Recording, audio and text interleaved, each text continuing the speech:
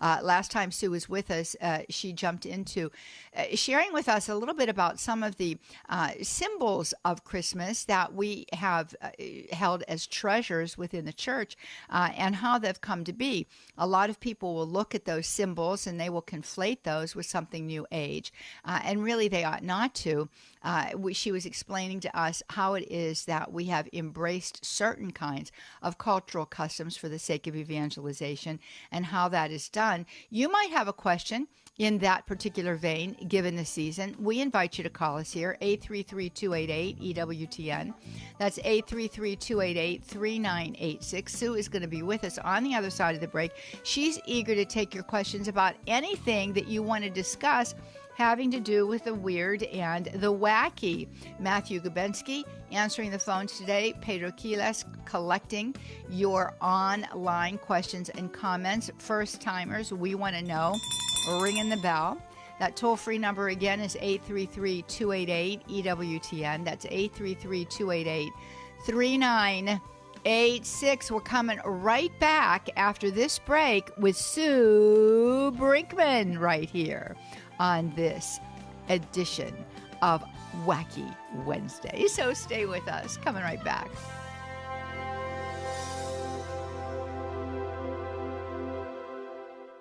EWTN Radio is growing.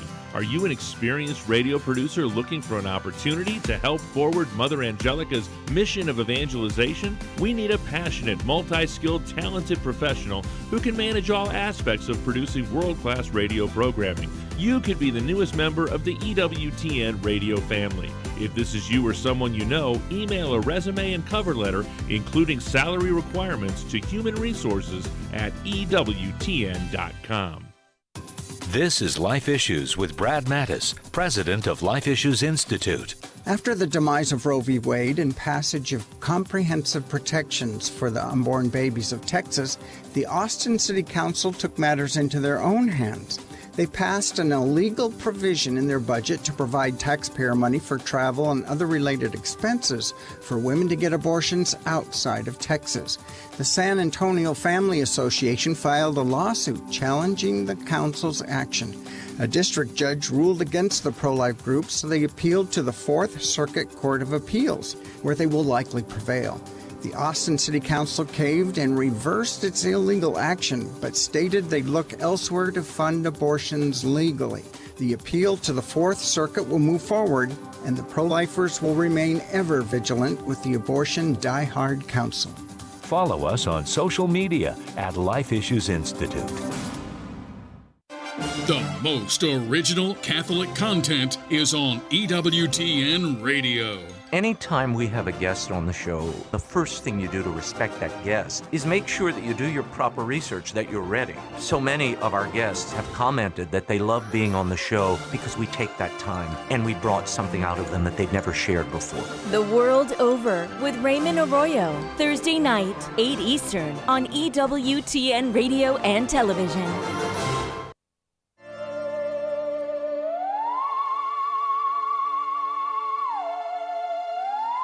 Well, you hear that music, it lets you know that it's Wednesday, in case you were wondering what day of the week it is. We're inviting you to give us a call here. Sue Brinkmann with us. We talk about the weird and the wacky on Wednesdays. We want to hear from you. 833-288-EWTN. That's 833-288-3986. That's the way that you can join us right here on Women of Grace Live. We love to have that holy conversation with you. We love to get your questions and comments. We love to hear from you through social media as well. Simply get out there to EWTN Radio's YouTube channel and or Facebook page and use the chat feature. I want to know if you are a first-time submitter or a first-time caller, so I can ring my bell to welcome you for your debut. As I shared with you at the beginning of the program, this is the season for bell ringing, and I'd like to ring it a whole lot today.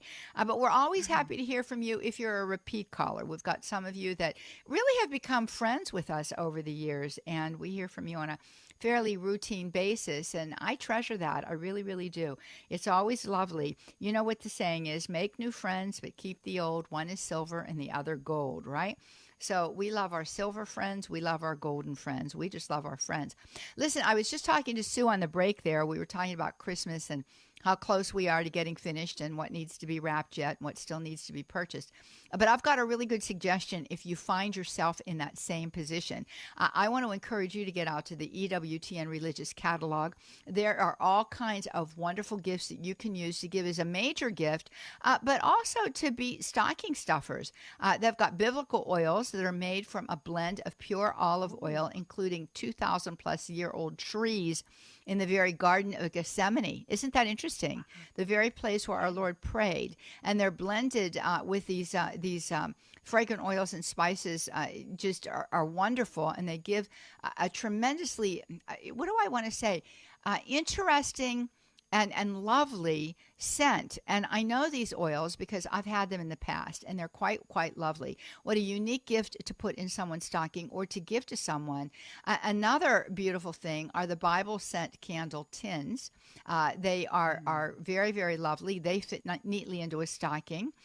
These are custom scented candles. They're hand poured with eco-friendly soy wax blends infused with natural fragrance oils, and they'll burn for about 30 hours. Get that. That is amazing. So all of this is available and more at EWTNRC.com.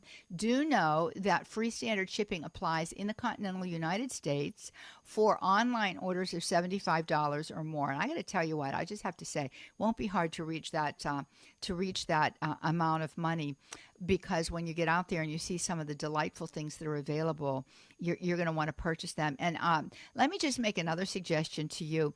They've got those beautiful Christmas themed tea towels that are just absolutely beautiful. I bought a whole bunch of those, and basically every little family is getting some of these towels, and I love them. I use them every day. The Christmas themed ones are particularly appropriate for this time of the year and particularly beautiful, but you will not be sorry in purchasing those tea towels. It's the only thing I dry my dishes with. I just use them all the time. Anyway, some of them I've actually used until there's holes in them, but they last really, really a long time. So let's welcome Sue. Hey, Sue, I heard you giggling. Do you wear holes into your tea towels? Absolutely. I'll tell you. And I love my Christmas tea towels. And I was just thinking to myself, I need to get some new ones. So this is great. These ideas you gave me were really good. I'm not done yet, as you probably noticed. I'm not finished shopping. You told me that on the break. That's where I'm going after radio. I'm going right on to the religious goods catalog. Yeah. Because there's a couple of those things here that I think I know people who would like them. Nice gift ideas. Gift ideas. Thank you for that. Oh, you're welcome. And the tea towels, they're the price of them is not bad. I think that they're $10 each, and they're really, really of a good fabric. And they're like an old time Mopim, and they just do a fantastic job. And so they make a nice gift, for teachers, for your kids' teachers. I can just give you all kinds of. We could spend the whole hour talking about what Religious Catalog Shopping. has. And as we know, I used to do the Religious Catalog program for a period of time there. So I just love to sell the product because the products are good. The products are really, really good and really worth everything it. Everything is top of the line. Everything's top of the line at EWTN. Everything they do there is top of the line. Even their broadcasting, everything is just top of the line. Like Mother Angelica said, I want everything that CNN has. Remember that? Yes. She said that? Yes, she wanted all the best equipment. Yes. She got it too. She got it. Everything best for our Lord. That was Mother's attitude. And shouldn't it be that way? Everything best for our Lord. We want to give him our very, very best. Strive to give him our very, very best, All of that Saint being Teresa said. of Avila. Yeah, go ahead. Tell us Teresa about of her. Avila said that we pay God a compliment when we ask him for great things. Think about that. I like that. Teresa of Avila, we pay him a compliment when we ask him for great things. Don't stop at the little stuff. Ask him for everything. Ask him for it all. That's right. And let him deliver what he wants. But, ask him for everything, because that pays him a compliment. That's saying to him, I know you can do this if you want. I know you can do it. Well, Mother Angelica was famous for that, and she asked for a lot, and he always delivered. She just had this outrageously unique relationship with the Lord. But I'll tell you why I think it is. I think it's, first of all, because God knew Mother's heart. He knew that her heart was centered on him. He knew also that, like every human person, she had her proclivities or areas of weakness. But because she so wanted to serve him, I think he took those areas of weakness and he turned them into areas of strength. And she always prayed for God's will. She was praying in his will and through his will and for his will. So God can't refuse a prayer like that.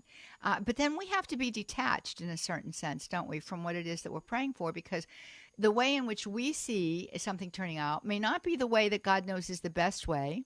And so he might not answer the prayer, not because he doesn't want to answer the prayer, but because he knows that what we're praying for is not going to lead to the result that we're hoping for. And so he oftentimes gives us a no, but only to open up a better door for us in another way. So that's how he works and operates, right? Exactly. He never disappoints. He never disappoints. You might not get something exactly when you want it. I'm miss impatience here. I would like to have this, Lord, by tomorrow. I would like to have it.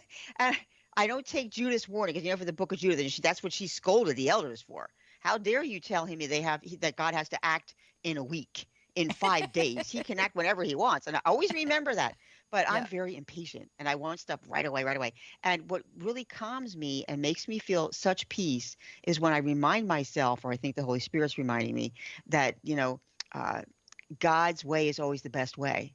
And he doesn't want you to have this right now at this moment. He wants you to wait. Why? Because he's developing some patience in you, which you desperately need. And he's teaching you how to be humble and surrendered to him, and to surrender your will. So you're gaining more by waiting than by getting what you want when you want it.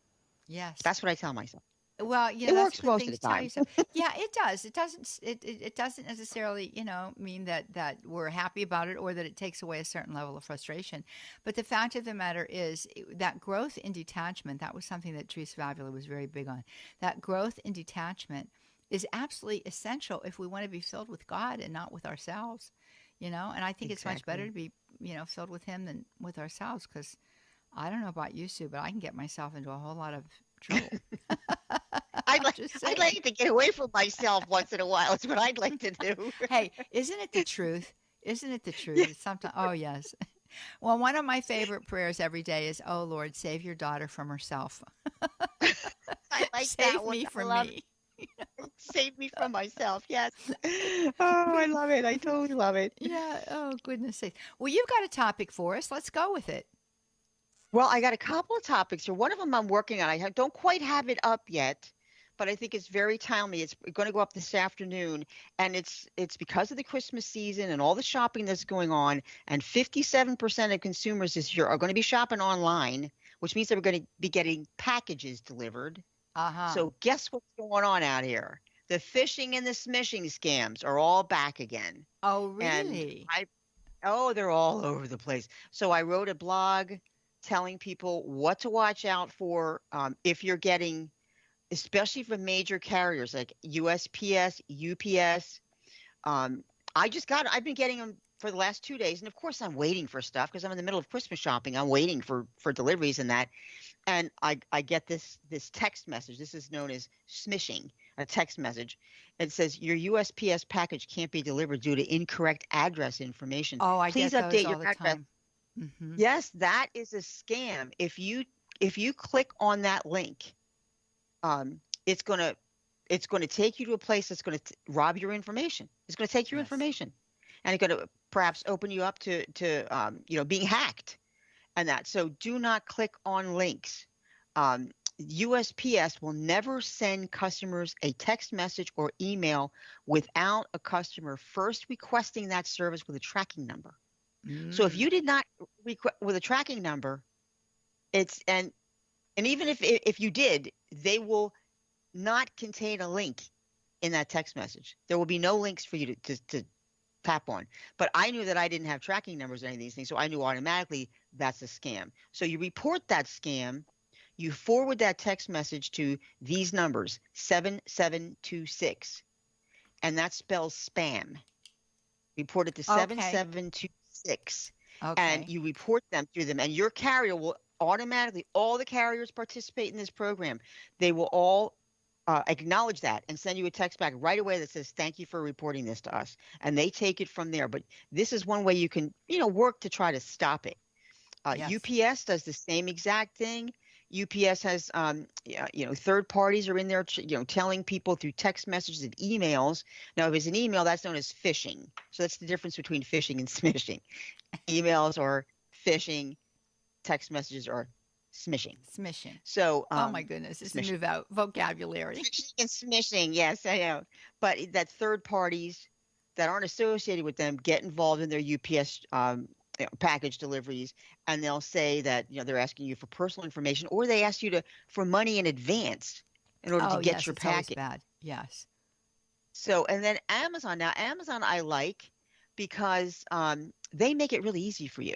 If you get an email telling you that your account has been suspended, they love to do this. Imagine placing an order for Christmas presents and getting an email back that says your account's been suspended. Please act right away to correct it. Of course, you're going to try to do that. You're going to panic when you see that. Well, don't be so sure there's a problem with your, debit card. That might not be the issue at all. You can go to what they call their message center, and I include a link in the blog that I'm writing on this. You click on that link, and it's going to take you to Amazon, to every piece of email correspondence that has come from them to you. It goes back. I don't know how long it goes back, but everything that they've ever sent to you is in there, and you'll be able to tell right away, did that actually come from them? And this one about your account being suspended is very popular. They use it a lot, and especially at this time of year, because they know people are shopping and you're going to panic, and out of that panic, they're going to get you to click on the link. Even if you might know better or you've seen this before, you might panic and click on that link. So I like the idea that Amazon is doing that, but beware that some of this stuff is getting very, very clever. Like, they're actually inserting their messages into threads of legitimate messages that you might have received from Amazon. So don't ever give out any information, any sensitive information like passwords. Or they'll state never that you're, ask for that. They don't ask for any of that. Now, the month of August alone, Amazon said that 40% of the scams reported by customers involved these fake messages, asking them to verify whether something was legitimate, an order was legitimate and stuff, and even messages that supposedly came from drivers. And Walmart is another one. Walmart also has that on there, and I give the information there on how to avoid any kind of scams coming from them. Wow, that's a valuable blog. Always check it. Always check it with them and make sure that it actually came from them. And when in doubt, leave it out. Don't get involved in it. Don't get involved in it. They'll address it some other way. If it really is from them, or something really is from them, they'll get a hold of you some other way. Especially if you owe them money. Believe me, they'll get a hold of you some other way. Well, and it reminds me too that the blogs that you have up there can be printed out. So this would be a very helpful blog to print out. For you to have and to keep posted perhaps on your refrigerator or somewhere handy, so that if anything suspicious comes in, you'll have a quick reference and you'll know exactly what to do based on who the supposed sender of the message is. But that's very helpful, and I'll tell you, I got caught in one of those ones. I really did. And it was as soon as I did it, I said, I just made a huge mistake, and it's a stomach sinking reaction. It is. I did it too. I did it too, and Tom our Tom Sullivan had to bail me out of it. Yeah, I remember that happened a couple of years ago. Now, it was terrible. Yeah, I thought, oh no, why did I do this? Yeah. But then once you do it, you do it. These people were trying to get into my computer. Well, see, that's what happened to me. They were trying to get into my computer, and I realized it. And so I did the same thing. I called Tom, and then he came into my computer, and I was watching I was watching Tom and this, this, what do we want to call this nefarious person or organization. It was almost like a battle for control. And I'm just sitting in my kitchen watching this with my eyes big and wide on the screen.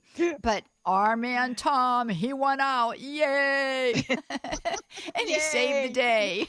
But boy, did I learn a big lesson, and it's like, oh man, you fell for this, Johnnette. So Don't fall for it. Print the blog out. It's going to be up there sometime today, you say, Sue? This afternoon? Yes, it's going up to today. Yep. Okay. So it's sad. It's sad that we have to be this cautious, isn't it? Though that, what was coming into my mind, I'm remembering what St. John Paul II said about technology. He said, technology is morally neutral. It's what you do with the technology.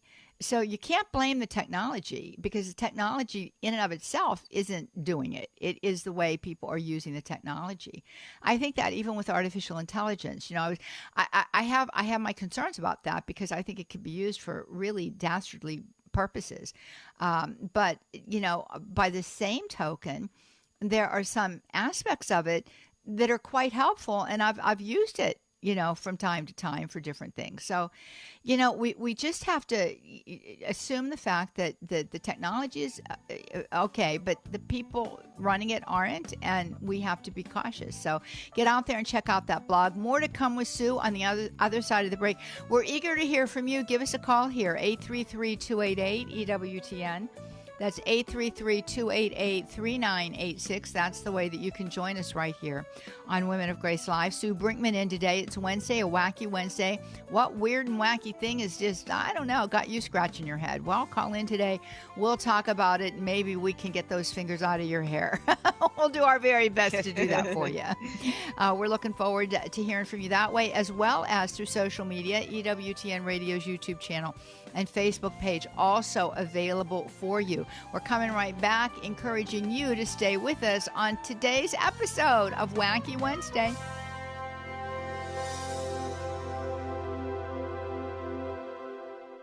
The most original and exclusive Catholic content is on EWTN Radio. We talk story with each of our very unique guests for the whole hour, so that you can go deep with us as you yourself pursue your own story of heroic virtue and as you pursue intimacy with God. The Bear Wozniak Adventure, Saturday night, 6 Eastern on EWTN Radio. EWTN podcasts are available on Audible.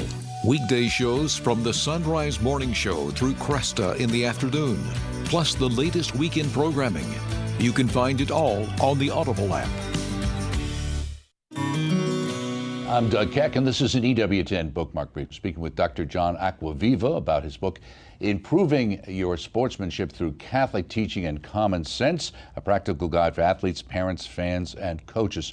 Tell us, why should we pick up this book, and why did you write it? The reason I wrote this book is because so many of us love sport, and we're involved in sport to some degree. We are athletes, we're parents of athletes, grandparents of athletes, people volunteer to be administrators. There are so many people that are involved in sport. When we think of sport, we think of the athlete, but there's so many people that make that big wheel turn every day.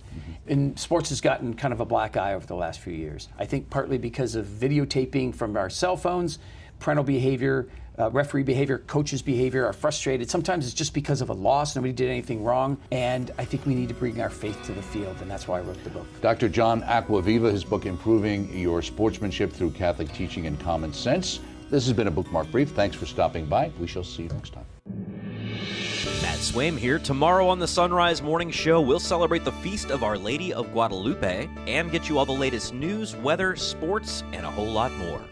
Now back to Women of Grace with Johnnette Williams.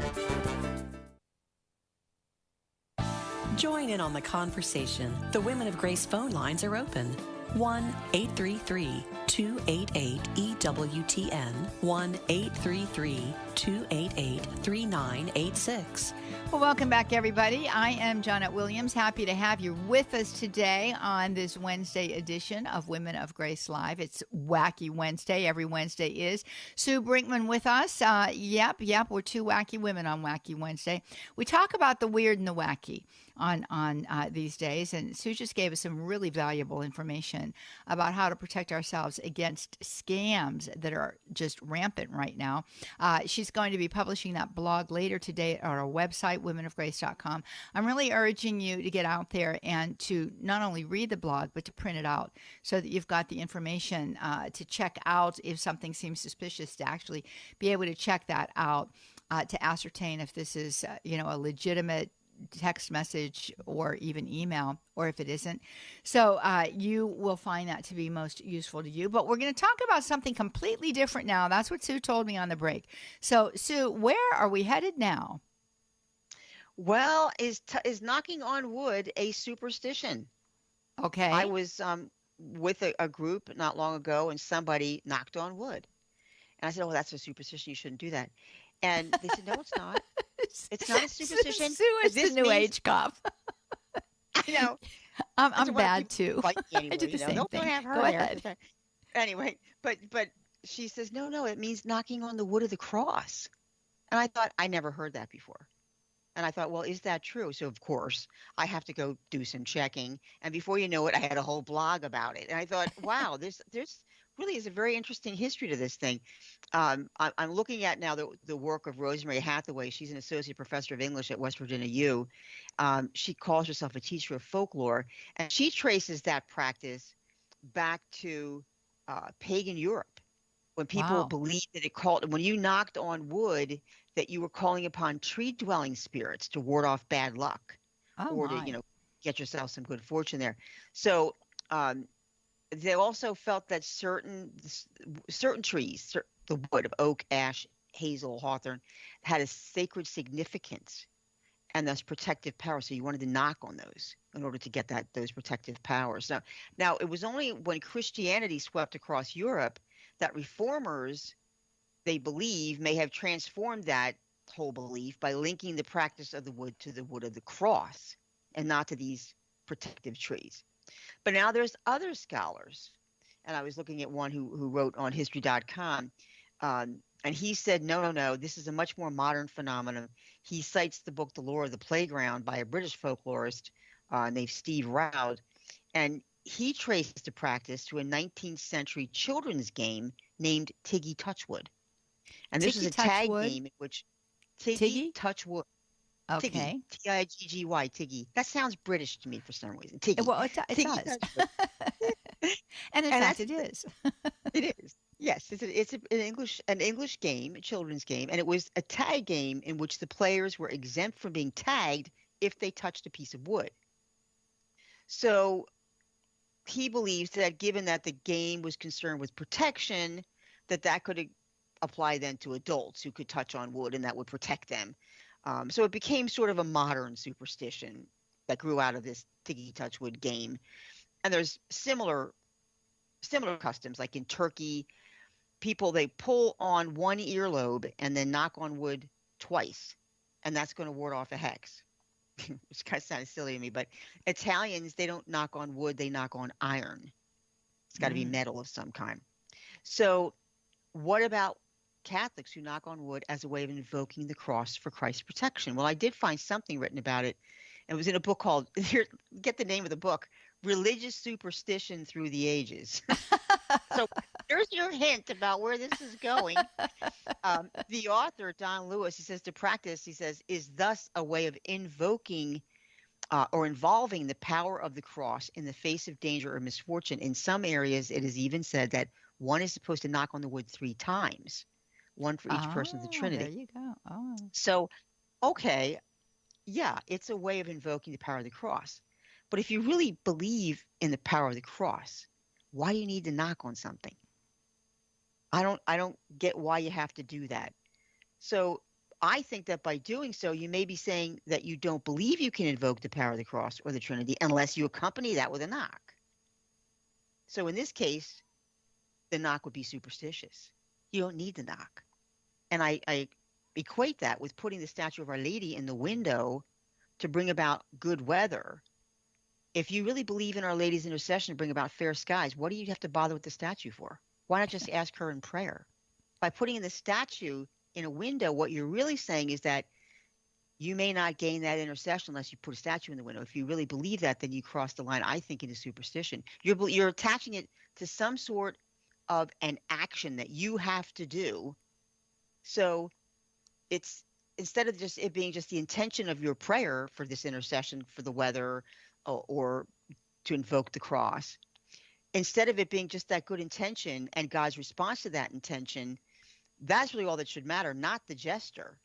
Because really what you're doing is you're saying, God can't do this unless I do that. So we're not relying on God anymore, are we? Right. We're relying on something that we do. Or that we're going to try to manipulate God through our action. You know what I mean?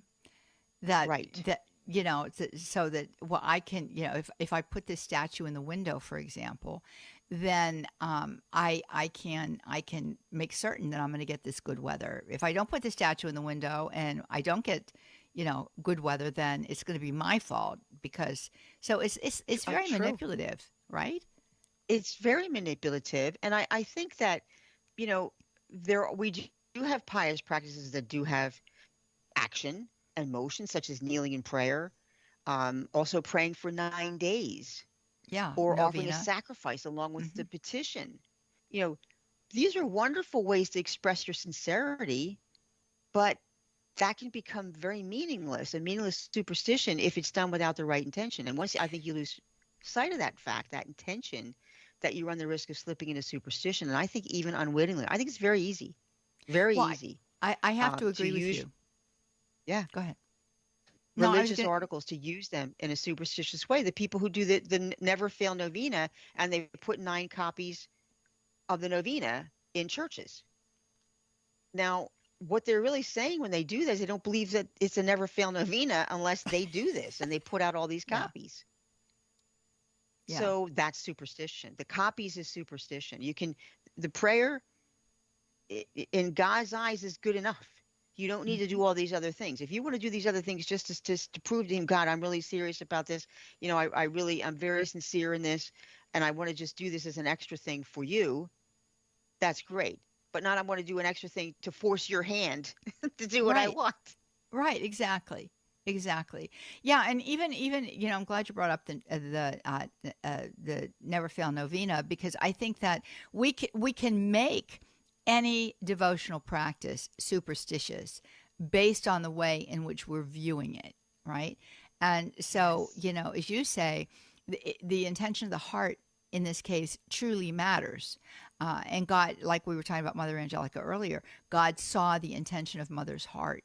He knew what she wanted to do, and it was to please him, right? That was what she wanted to do. But oftentimes, we do these things because we want what we want, and we think if we do this, then this is going to happen. I remember years ago, there was an individual gentleman who went to daily mass every day, and but he was doing it, unbeknownst to me, I found this out afterwards. He was doing it because there was something that he was asking God for. So he made this commitment to God. He said, so he was going to mass basically to get what it was that he wanted. And when whatever it was fell through, and it didn't work out that way, he stopped going to mass, period, because he was so angry at God. And it was like, I did this for you and you won't do this for me. Well, that is not quite the right approach to prayer. Right. That's not quite the right approach to our spiritual life. We don't do to get.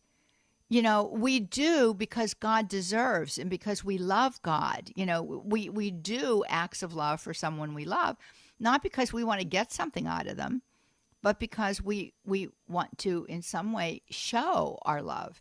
It's a very different provocation for action. It truly is. And it's almost as if, God wants us to ask him for the things we want. He wants us to ask him for things. He does want us to do that. Right. He wants us to rely on him and to depend on him, depend on his providence. We want to do that, but we have to leave the response up to him. That's right. You see, that might have been what happened with the man that you're describing there, that he didn't leave the response up to God. He wanted what he wanted. Right. And when he didn't get what he wanted, that was it. He didn't need God anymore. That's right. So in other words, God was almost like a Santa Claus to him. Well, yeah. God's just going to give me what I'm asking for. That's right. And God is not a Santa Claus. So, and he's far from that. He gives us exactly what we need when we need it, even if we don't see it that way at the time. I think that the appropriate response is to say, okay, Lord, so I was praying for this and it fell through. what do you want from me? Or I know you have something else better in store, and I am just going to be attentive to your movements of grace. You know, ultimately, that is walking in union with God.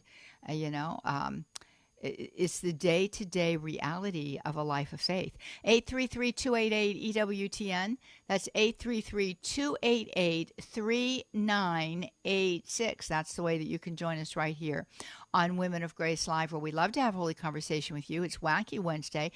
We've got a question that's out there on YouTube that we're going to get to. We've got Bill, who is with us in Ohio, and he's called in, so we're going to go to him. 833-288-3986.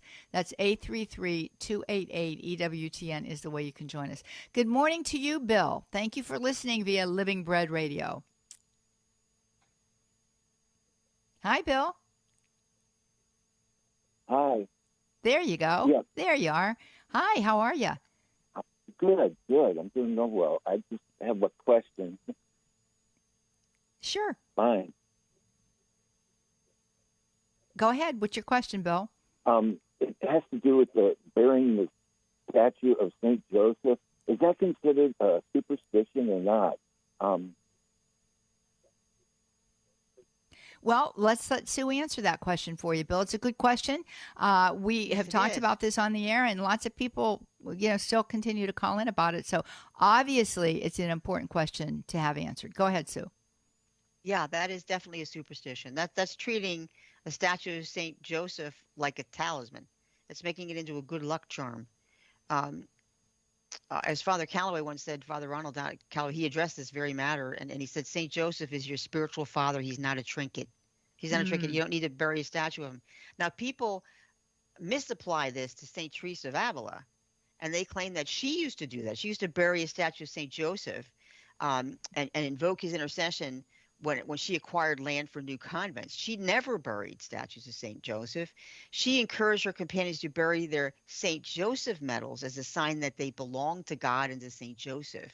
That's why it wasn't to bring about anything special or that like to sell your house. So, yeah, it's a very good question, Bill, and I'm glad you brought that up because that's actually a very prevalent practice. A lot of people do it. They say, oh, my house isn't selling. I guess I better go get a statue of St. Joseph.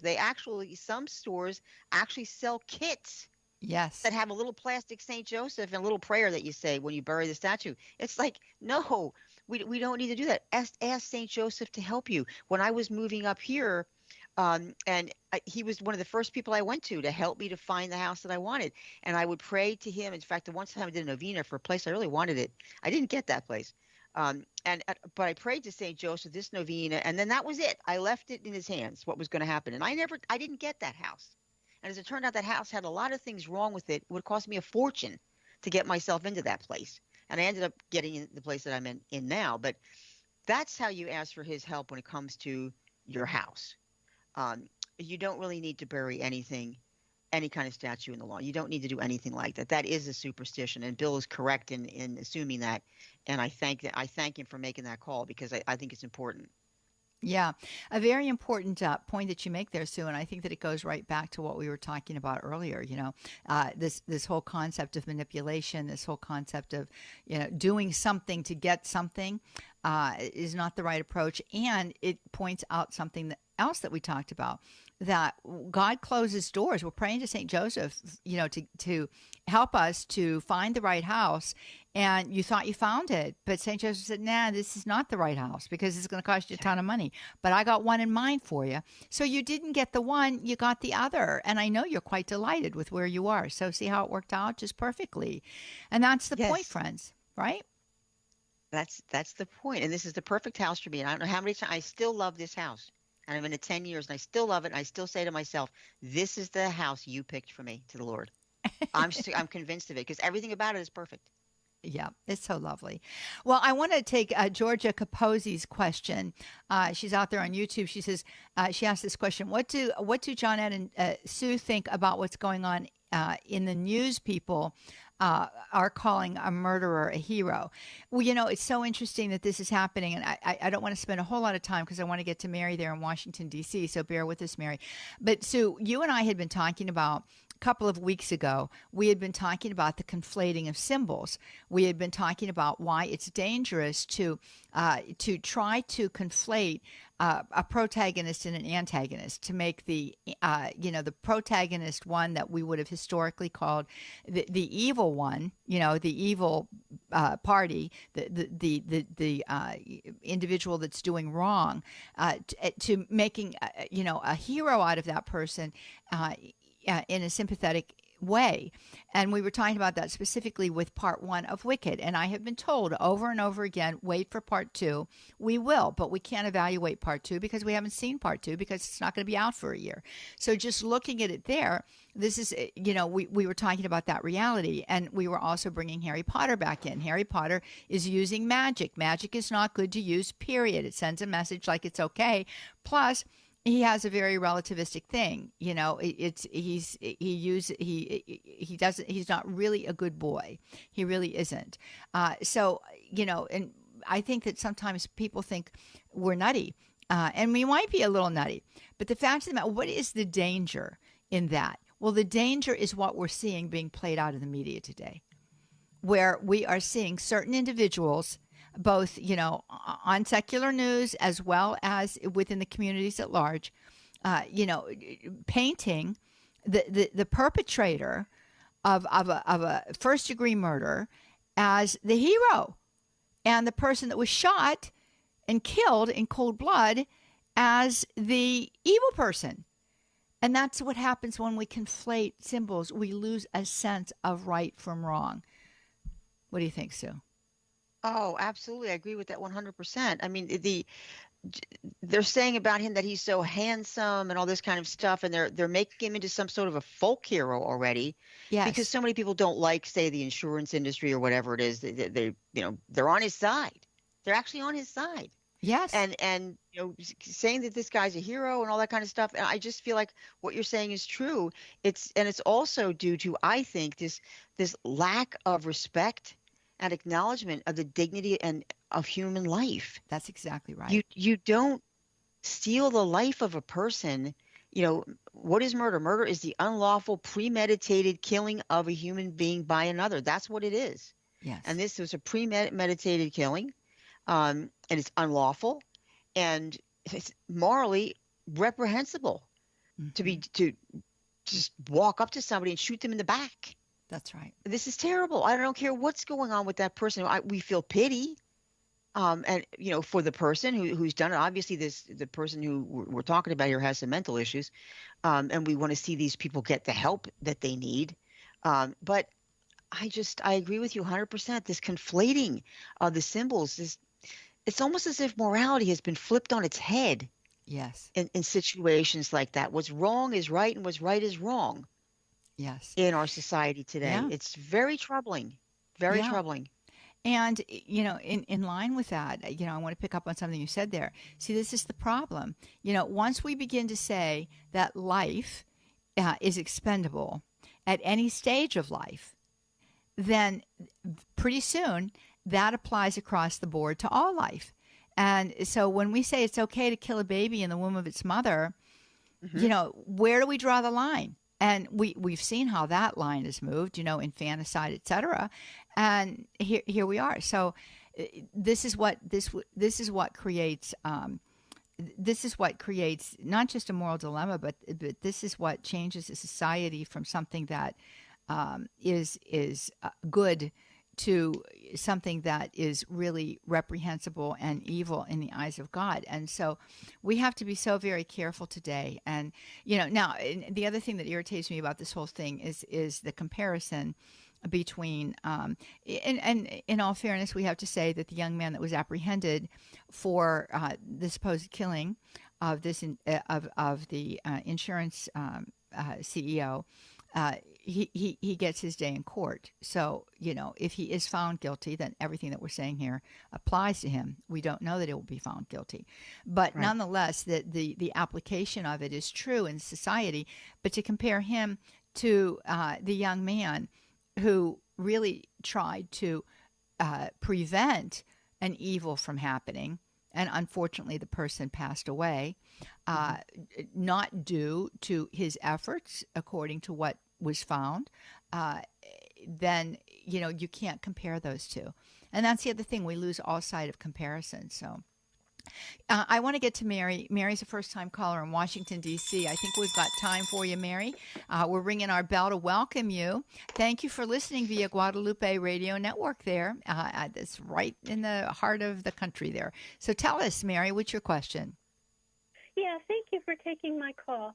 You're welcome. I'm listening to your broadcast, and you had mentioned about putting the statue of the Blessed Mother in the window and then, hoping that will bring good weather.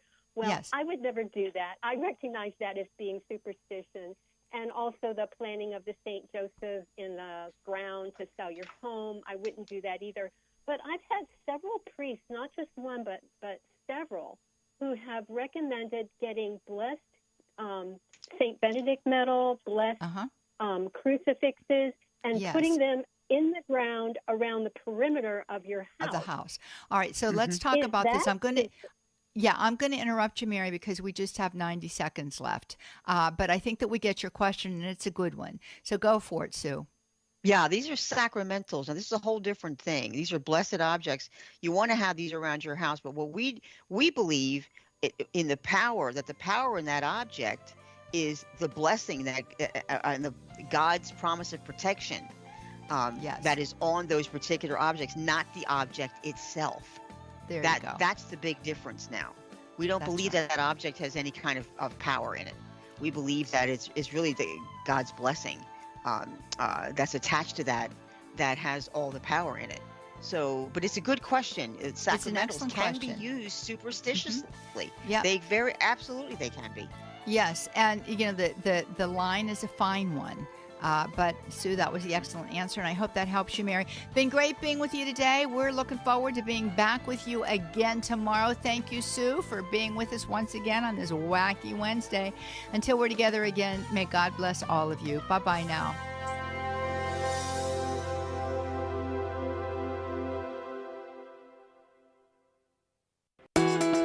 Another great podcast on EWTN Podcast Central is Sunday Catholic Word with apologist Carlo Broussard. It's the only podcast that looks at the Sunday Mass readings and focuses on the details that are relevant to explaining and